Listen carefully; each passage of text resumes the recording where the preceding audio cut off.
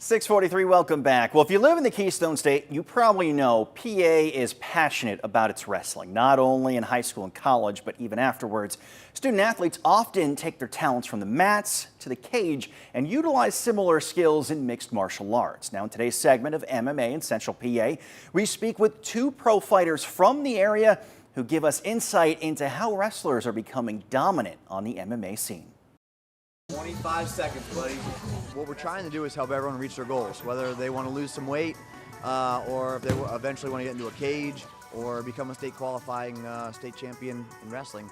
We try and make that available to everyone. Ben Moser, owner of Moser's Mat Club in Lebanon, has been wrestling since he was just a kid. He then fell in love with MMA in 2008 and had his first amateur fight a year later.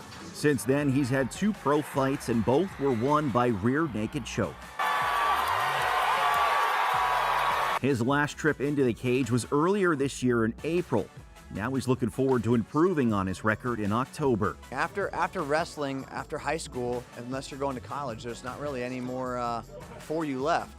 So a lot of wrestlers do make a transition into MMA just because they want to stay competitive. They want to keep training. Moser says former wrestlers in this region have become more attracted to MMA, especially if they've had success on the high school and college mats, which with Keystone State competition is no easy task. Wrestlers make a good transition to mixed martial arts because how fast-paced they are, how conditioned they are, and how dominant a lot of us are, especially from this area. Pennsylvania, New Jersey, we have a really big hotbed for wrestlers, dominant wrestlers.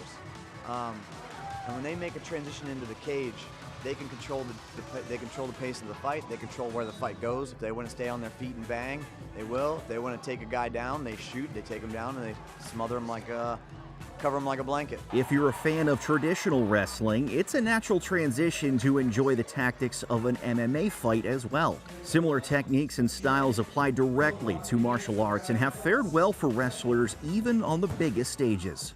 Bo Nickel, a pin for the Nittany Lions over the number 2 ranked wrestler in the nation. NCAA champion Bo Nickel is a name that many might be familiar with as he dominated at Penn State for years, taking home 3 NCAA national championships. In his pro MMA debut earlier this year, he won by knockout and won another pro fight by submission in Dana White's Contender Series a few weeks ago. Next month, he'll have another shot to secure a UFC contract and add another chapter to his legacy.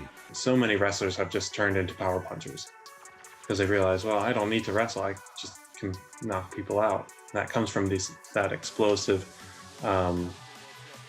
distance covering that you get, especially in the American style, which is very athletic-based wrestling. In July, Lancaster native Dustin Stoltzfus made waves in the UFC after a decision win over Dwight Grant. Stoltzfus didn't wrestle for very long, mostly playing football at Lampeter Strasburg and then taking up karate. When he tried out jiu-jitsu while in college at Middle Tennessee State, he found that even with limited wrestling experience, he had a good base. And then even in the comparisons between like jiu-jitsu and wrestling, if at least you have a little bit of knowledge with jiu-jitsu, then I would take wrestling over jiu-jitsu. Stoltzfus also believes wrestlers and grapplers in PA have the ideal background to make it in MMA, especially when it comes to technique. Instead of trying to pin the person's shoulders on the mat, you sort of switch between shoulders and hips. You need to control the hips a lot more. But a wrestler who knows what a choke is, knows what an armbar is, knows what a leg lock is, and just doesn't want you to get that is super hard to submit and even harder to sweep. While MMA continues to grow throughout the region, it's attracting plenty of younger athletes. Stoltzfus admits there's some luck involved if a young wrestler wants to make it to the UFC, but like wrestling, if an athlete surrounds themselves with a good team and continues to challenge themselves, there's an avenue for success. Stoltzfus has his next fight on September 3rd in Paris for UFC. That can be seen on ESPN+. Ben Moser will be fighting here in Central PA on October 29th, headlining his 3rd pro fight at the Lebanon Valley Expo Center. We have the details for Art of War Cage Fighting 26 on our website, fox43.com.